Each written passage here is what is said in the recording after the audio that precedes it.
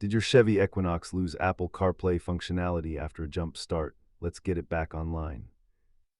Statistically, most infotainment glitches caused by electrical surges reset themselves once the system fully cycles. The first step is a hard reset of your MyLink system. Turn off the engine, open the driver door, and wait 5 full minutes to let the computer modules power down. If it still won't connect, try using a different certified cable and delete the phone profile from the car's Bluetooth menu. Most issues are simple software conflicts, but physical damage to the USB port might require professional attention.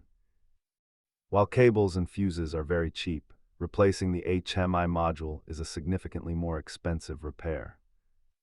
Check your owner's manual to locate the radio fuse and perform a factory reset via the infotainment settings menu. Keep a fuse puller and compressed air handy to clear out any debris or faulty power links from your port. Always disconnect your negative battery terminal before inspecting any electrical fuses to prevent further shorts.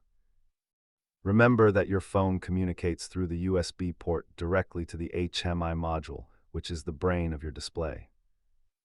If these steps didn't work, you may need a dealer reprogram for your infotainment system. Thanks for watching.